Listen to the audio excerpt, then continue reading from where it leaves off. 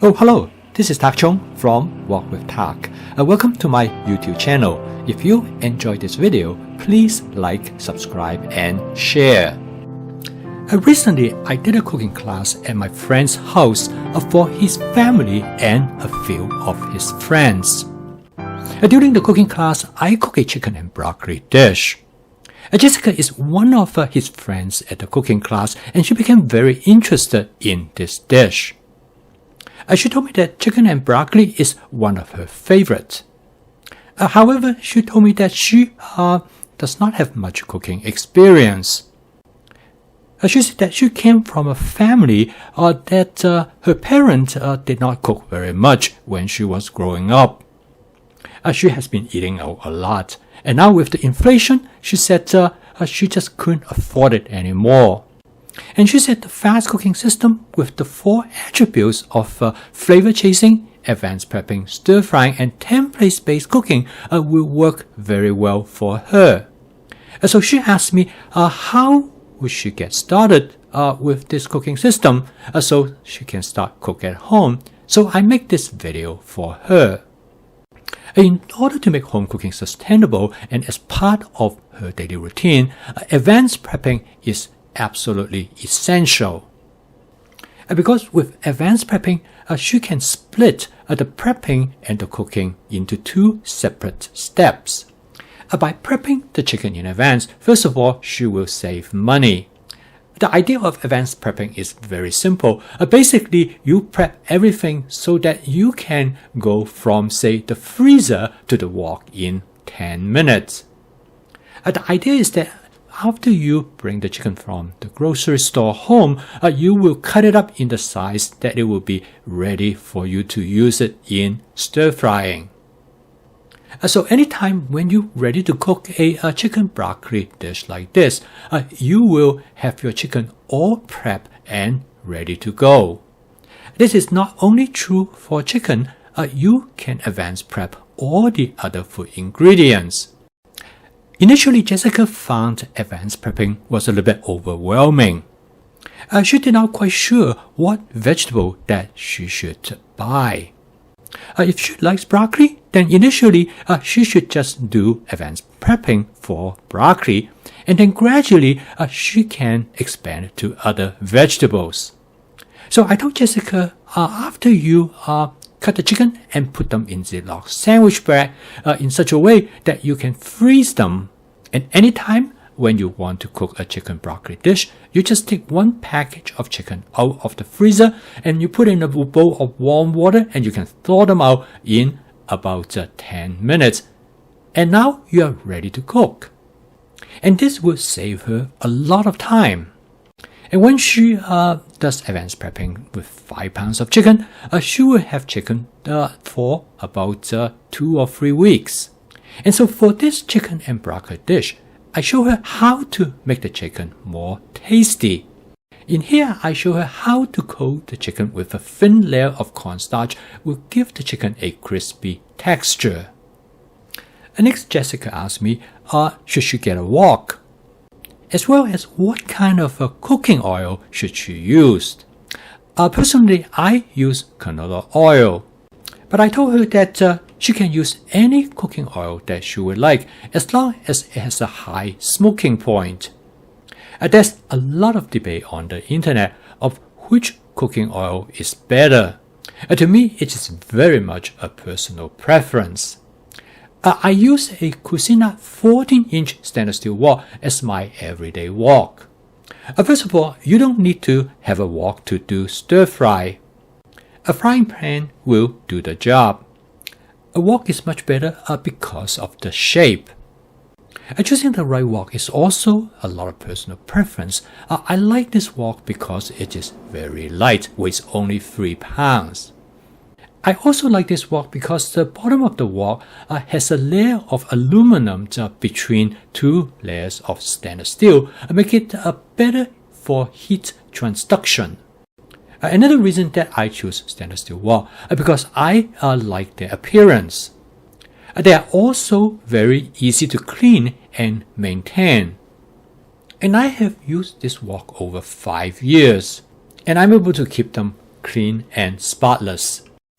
I season the wok using my spot seasoning method to create a non-stick cooked surface. There are many ways to cook the chicken. I use the method in here called shallow frying. Shallow frying is very similar to deep frying, with the exception is that I only use a small amount of oil and I spread the chicken into a thin layer over the surface of the wok. And because of its large flat surface area, I use the wok like a small frying pan. And by coating the chicken with cornstarch, I can create a light crispy surface. Coating the chicken with cornstarch also has another advantage.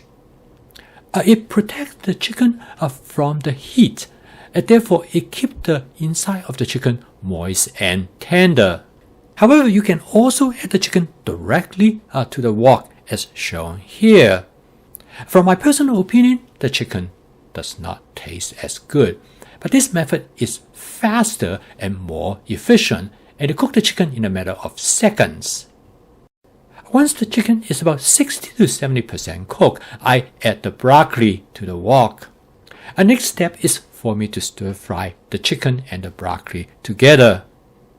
Up to this point, the long handle tong works very well, but for stir frying, now I'm going to switch to my stainless steel wok spatula. I stir fry the broccoli for about 20 seconds to create better flavor. And next, I'm going to steam the broccoli by adding water to the wok. However, I'm going to only add a small amount of water at a time. I have two reasons for using this approach. The first reason is that I want to maintain the temperature of the wok. If I add too much water at a time, it will drop the temperature drastically. Secondly, by not adding too much water, I will not dilute the flavor of the food ingredients in the wok. The next step is that I add some white button mushroom to the wok. And the reason that I add the mushroom later is because I do not want to overcook them. Because the mushroom require less time to cook. At this point, I continue to add a little bit more water at a time. Okay, now the dish is almost done. I'm ready to season the wok. I'm going to season the wok with about 2 tablespoons of oyster sauce. There are many ways to season this dish, but oyster sauce is probably one of the most common sauce that's used.